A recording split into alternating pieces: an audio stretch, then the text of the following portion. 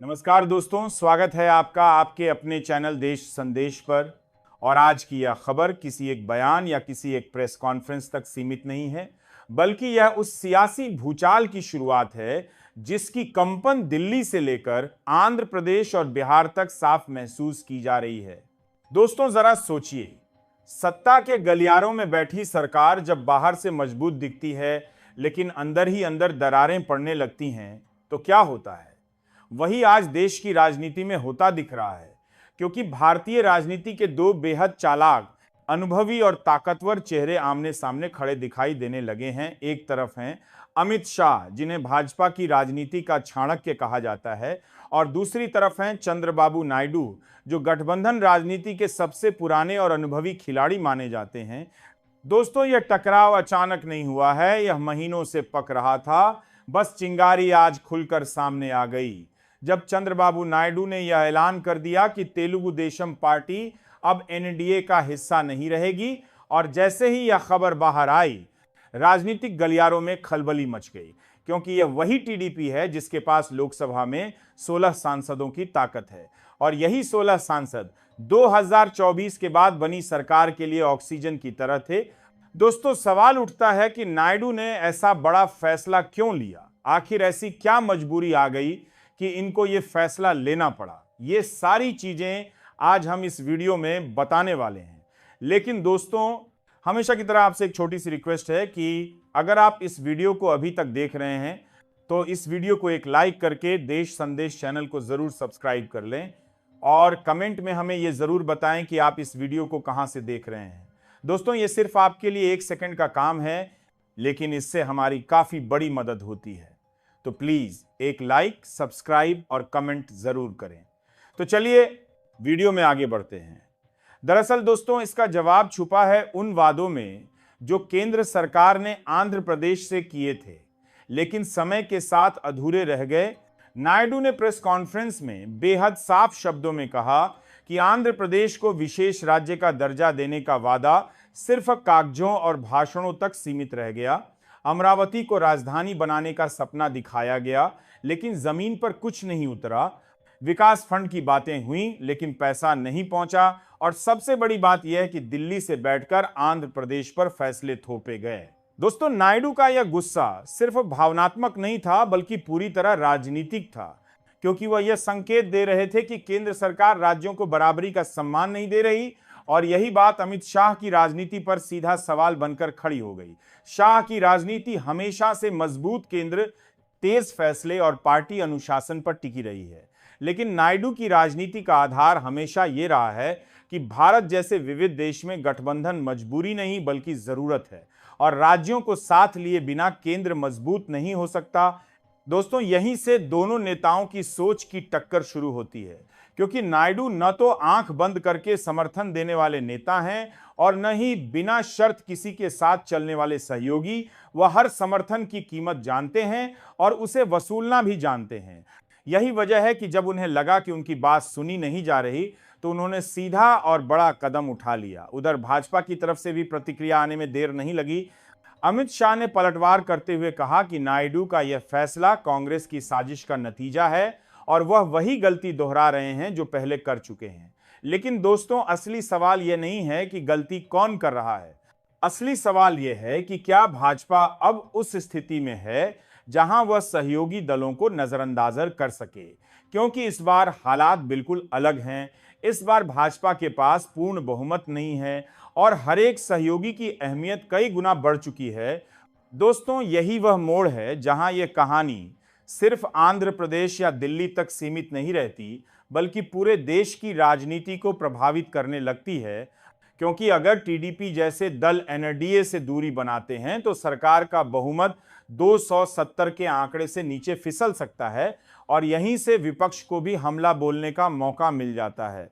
राजनीति में इसे ही कहते हैं मौके की राजनीति, जहां एक की कमजोरी दूसरे की ताकत बन जाती है। और दोस्तों, इसी कमजोरी की आहट पाकर विपक्ष के नेता राहुल गांधी भी खुलकर मैदान में उतरते हैं। चुनावी प्रक्रिया, वोटिंग सिस्टम और सत्ता के तरीकों पर सवाल खड़े करने लगते हैं। लेकिन ये सारी बातें अभी शुरुआत हैं, असली खेल तो अभी बाकी है।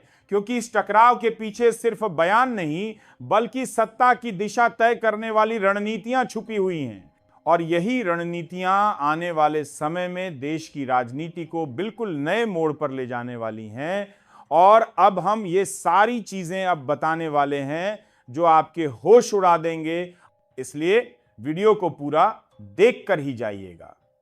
तो दोस्तों, अब जरा इस कहानी को उस मोड़ पर ले चलते हैं जहां से सत्ता की शतरंज और ज्यादा पेचीदा हो जाती है, क्योंकि चंद्रबाबू नायडू के एनडीए से अलग होने के ऐलान के बाद यह साफ हो गया कि मामला सिर्फ आंध्र प्रदेश के विशेष दर्जे या अमरावती राजधानी तक सीमित नहीं है, बल्कि इसके तार सीधे 2024 के लोकसभा चुनावों के नतीजों और उसके बाद बने सत्ता संतुलन से जुड़े हुए हैं। दोस्तों, याद रखिए, जब चुनाव के नतीजे आए और यह साफ हुआ कि भारतीय जनता पार्टी अपने दम पर पूर्ण बहुमत हासिल नहीं कर पाई है, उसी पल से सहयोगी दलों की कीमत अचानक बढ़ गई। जिन दलों को पहले सिर्फ संख्या पूर्ति के लिए देखा जाता था, वही दल अब सरकार की स्थिरता की रीढ़ बन गए। और इसी बदले हुए समीकरण में चंद्रबाबू नायडू की राजनीति फिर से केंद्र में आ गई, क्योंकि उनकी पार्टी के 16 सांसद सरकार के लिए बेहद अहम बन चुके थे। दोस्तों, यहीं से अमित शाह और भाजपा नेतृत्व की रणनीति की असली परीक्षा शुरू होती है, क्योंकि अब सवाल यह नहीं था कि केंद्र कैसे चलाया जाए, बल्कि सवाल यह था कि सहयोगियों को कितना साथ लिया जाए। और नायडू इसी बिंदु पर सबसे ज्यादा असहज महसूस करने लगे। उन्हें लगा कि सरकार तो उनके समर्थन से चल रही है, लेकिन फैसले फिर भी दिल्ली में बैठे कुछ लोग ही कर रहे हैं। न राज्यों की राय ली जा रही है और न ही पुराने वादों को निभाने की गंभीर कोशिश दिखाई दे रही है। दोस्तों, नायडू ने आंध्र खाने कई बार अपनी नाराजगी जताई, बैठकों में बात रखी, संकेत दिए, लेकिन जब उन्हें लगा कि उनकी बातों को सिर्फ औपचारिकता समझा जा रहा है, तो उन्होंने खुलकर मोर्चा खोल दिया। यही वजह है कि प्रेस कॉन्फ्रेंस में उनका स्वर इतना तीखा था और आरोप इतने सीधे थे। उन्होंने साफ कहा कि दिल्ली की नीतियों ने आंध्र प्रदेश को फायदा कम और नुकसान ज्यादा पहुंचाया है, और यह बयान अमित शाह की रणनीति पर सीधा हमला माना गया। उधर अमित शाह भी चुप रहने वालों में से नहीं है। उन्होंने पलटवार करते हुए यह कहना शुरू किया कि नायडू कांग्रेस के बहकावे में आ गए हैं और वही गलती दोहरा रहे हैं जो उन्होंने पहले भी की थी। लेकिन दोस्तों, राजनीति में इतिहास सिर्फ याद दिलाने के लिए नहीं होता, बल्कि उससे सबक लेने के लिए होता है। और इस बार नायडू ने भी इतिहास से सीख ली है। उन्हें पता है कि बिना दबाव बनाए केंद्र से कुछ हासिल नहीं किया जा सकता, और यही वजह है कि उन्होंने दूरी बनाने का रास्ता चुना। दोस्तों, इसी बीच विपक्ष ने इस पूरे विवाद को एक बड़े हथियार की तरह इस्तेमाल करना शुरू कर दिया। राहुल गांधी ने इसे लोकतंत्र और चुनावी प्रणाली से जोड़ते हुए एक अलग ही नैरेटिव खड़ा कर दिया। उन्होंने आरोप लगाया कि सत्ता में बैठे लोग चुनावों को मैनेज करने की कोशिश कर रहे हैं, वोटर लिस्ट में हेराफेरी हो रही है, और यह सब एक सोची समझी रणनीति का हिस्सा है। राहुल के इन बयानों ने भाजपा को रक्षात्मक मुद्रा में ला दिया।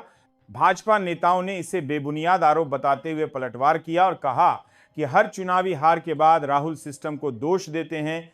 अमित मालवीय जैसे नेताओं ने आंकड़े गिनवाते हुए राहुल की पिछली हारों का जिक्र किया और यह दिखाने की कोशिश की कि समस्या सिस्टम में नहीं बल्कि कांग्रेस की राजनीति में है। लेकिन दोस्तों, राजनीति सिर्फ आंकड़ों से नहीं चलती, राजनीति भावनाओं, धारणाओं और भरोसे से भी चलती है। और इसी मोर्चे पर भाजपा को थोड़ा झटका लगने लगा, क्योंकि नायडू की विदाई ने यह संदेश दे दिया कि सहयोगी दल भाजपा की कार्यशैली से पूरी तरह संतुष्ट नहीं है। खासकर दक्षिण भारत में यह संदेश तेजी से फैलने लगा कि केंद्र सरकार राज्यों की बात सुनने को तैयार नहीं है। और दोस्तों, यही वह बात है जो भाजपा के लिए सबसे ज्यादा चिंता का कारण बनती है, क्योंकि दक्षिण भारत में पार्टी पहले ही संघर्ष कर रही है, और अब अगर पुराने सहयोगी भी दूरी बनाने लगें तो रास्ता और मुश्किल हो जाता है। इस पूरे घटनाक्रम के बीच इंडिया गठबंधन को भी नई ऊर्जा मिलती दिख रही है। तेजस्वी यादव जैसे नेता खुलकर चुनावी प्रक्रिया पर सवाल उठाने लगे हैं और चेतावनी दे रहे हैं कि अगर वोटर लिस्ट से छेड़छाड़ हुई तो इसका जवाब सड़कों से संसद तक मिलेगा। दोस्तों, यह सिर्फ बयानबाजी नहीं है, बल्कि आने वाले समय के बड़े राजनीतिक संघर्ष की आहट है, क्योंकि अब लड़ाई सिर्फ सीटों की नहीं बल्कि लोकतंत्र की विश्वसनीयता की बताई जा रही है। और यही नैरेटिव अगर जनता के बीच गहराता है तो इसका असर सीधे चुनावी नतीजों पर पड़ सकता है।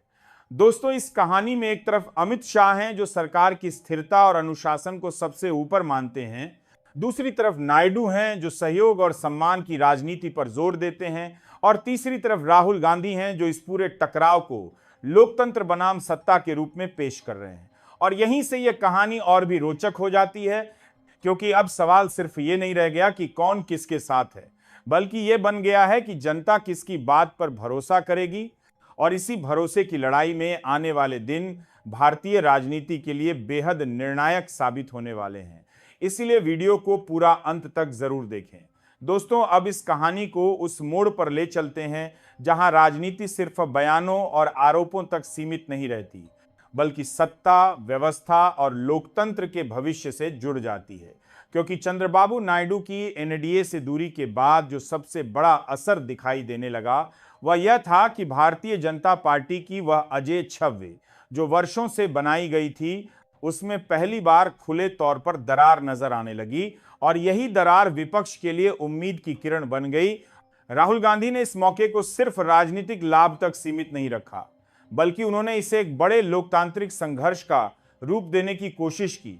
उन्होंने कहा कि चुनाव सिर्फ वोट डालने का नाम नहीं है, बल्कि यह जनता के अधिकार का उत्सव है, और अगर उस अधिकार के साथ खिलवाड़ होता है तो चुप रहना अपराध है। दोस्तों, राहुल के इन शब्दों ने युवाओं, छात्रों और आम मतदाताओं के बीच एक नई बहस छेड़ दी, क्योंकि पहली बार चुनावी प्रक्रिया, वोटर लिस्ट और सत्ता के नियंत्रण पर खुलकर बात होने लगी। उधर भाजपा इस नैरेटिव को खतरनाक मान रही थी, क्योंकि अगर जनता के मन में यह सवाल बैठ गया कि चुनाव निष्पक्ष नहीं है तो इसका सीधा नुकसान सत्ताधारी दल को होता है। यही वजह है कि भाजपा प्रवक्ताओं ने राहुल गांधी पर तीखे हमले किए, उन्हें विदेशी ताकतों का एजेंट बताया गया, यह तक कहा गया कि हार मानने के बजाय वह देश की संस्थाओं को बदनाम कर रहे हैं। लेकिन दोस्तों, राजनीति में हर हमला उल्टा भी पड़ सकता है, और इस बार भी कुछ ऐसा ही होता दिख रहा है, क्योंकि राहुल गांधी ने पलटवार करते हुए कहा कि भाजपा विदेशी सोशल मीडिया प्लेटफॉर्म से नैरेटिव बनाती है और देश के भीतर असहमति की आवाज़ों को दबाने की कोशिश करती है, और नायडू का एनडीए से अलग होना इसी बात का सबसे बड़ा सबूत है कि अब सहयोगी दल भी इस दबाव की राजनीति से परेशान हो चुके हैं। दोस्तों, इसी बीच चुनाव आयोग की भूमिका पर भी सवाल उठने लगे। हालांकि आयोग ने किसी भी तरह की शिकायत स्वीकार नहीं की, लेकिन राजनीतिक बहस में यह मुद्दा लगातार गूंजता रहा। भाजपा इसे बेवजह का डर फैलाने की कोशिश बता रही थी, जबकि विपक्ष इसे लोकतंत्र को बचाने की लड़ाई बता रहा था।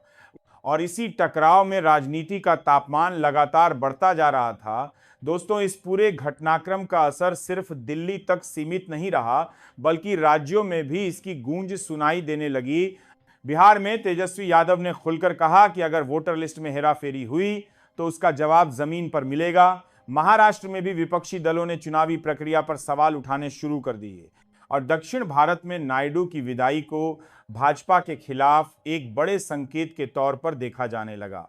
दोस्तों, यह वही दक्षिण भारत है जहां भाजपा पहले ही अपनी पकड़ मजबूत करने के लिए संघर्ष कर रही थी, और अब अगर पुराने सहयोगी भी दूर जाने लगें तो यह संघर्ष और कठिन हो जाता है। विशेषज्ञों का मानना है कि नायडू और अमित शाह के बीच का यह टकराव सिर्फ वर्तमान सरकार को नहीं, बल्कि आने वाले वर्षों की राजनीति को भी प्रभावित करेगा, वर्षों की राजनीति की हारोपत पर भी, क्योंकि इससे यह सवाल फिर से उठ खड़ा हुआ है कि क्या भारत की राजनीति पूरी तरह केंद्रीय नियंत्रण से चलेगी, या फिर संघीय ढांचे और राज्यों के अधिकारों को भी उतनी ही अहमियत मिलेगी। दोस्तों, यही वह बुनियादी सवाल है जो इस पूरे विवाद की जड़ में छुपा हुआ है।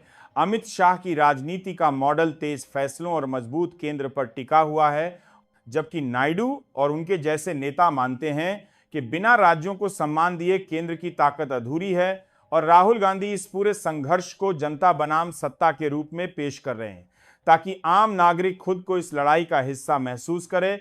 दोस्तों, इस बीच भाजपा की ओर से यह दावा भी किया जाने लगा कि नायडू का फैसला स्थायी नहीं है और वह भविष्य में फिर एनडीए में लौट सकते हैं। यह बयान अपने आप में यह दिखाता है कि भाजपा अभी भी नायडू की राजनीतिक ताकत को नजरअंदाज नहीं कर सकती। लेकिन नायडू के समर्थकों का कहना है कि इस बार मामला सिर्फ समझौते का नहीं बल्कि सम्मान और भरोसे का है, और अगर यह भरोसा टूटा है तो उसे जोड़ना आसान नहीं होगा।